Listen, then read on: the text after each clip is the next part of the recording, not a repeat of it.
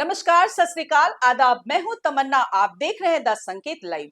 आज हम बात करेंगे उस सच्चाई की जो करोड़ों भारतीय परिवारों की जिंदगी पर गहराता जा रहा है। एक ऐसी सच्चाई जिसे ग्रेट इंडियन क्रेडिट बूम कहा जाता है। क्या आपने कभी सोचा है कि क्यों देश में लोग कर्ज की होड़ में लगे हैं? क्या बचत की परंपरा खत्म होती जा रही है और ऋण लेने की प्रवृत्ति हर दिन बढ़ रही है? सरकारी आंकड़े साफ दिखाते हैं कि भारतीय परिवार अब पहले की तुलना में बहुत ज्यादा कर्ज ले रहे हैं और उनकी बचत लगातार कम होती जा रही है। कोरोना महामारी के बाद यह समस्या और गंभीर हो गई है। राष्ट्रीय खाता सांख्यिकी डाटा के अनुसार साल 2022 से 23 और साल 2023 से 24 में देनदारियां इतनी बढ़ गई कि बचत दर ऐतिहासिक रूप से नीचे गिरी। आंकड़े बताते हैं कि अब बैंकों का सबसे बड़ा बिजनेस व्यक्तिगत ऋण बन चुका है। 2024 से 25 में बैंकों का करीब 33% गैर खाद्य ऋण व्यक्तिगत ऋण के रूप में दिया गया है। पहले ये कर्ज उद्योगों, सेवाओं या कृषि क्षेत्र को ज्यादा मिलते थे, लेकिन अब परिवारों की जरूरतें बैंकों का मुख्य कारोबार बन गई। सवाल ये उठता है कि लोग कर्ज किस लिए ले रहे हैं? आधा से ज्यादा व्यक्तिगत ऋण आवास ऋण यानी घर बनाने या खरीदने के लिए लिया जा रहा है।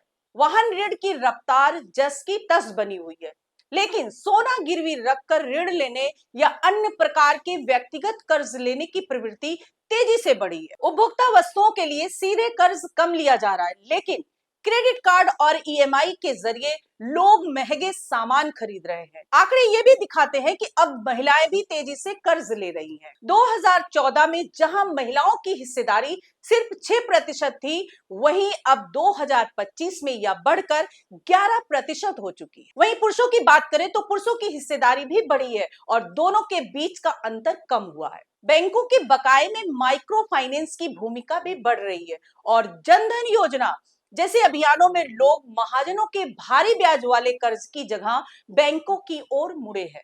लेकिन सबसे बड़ा सवाल ये है कि क्या यह बदलाव समाज और अर्थव्यवस्था के लिए ठीक है?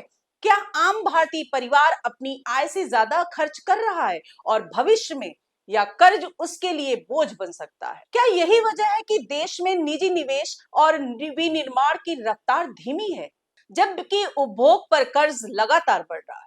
और सबसे बड़ा सवाल ये कि क्या बैंक और सरकार इस ऋण संस्कृति को संतुलित कर पा रहे हैं, खासतौर पर तब जब सार्वजनिक बैंकों पर लोगों का भरोसा आज भी सबसे ज्यादा है।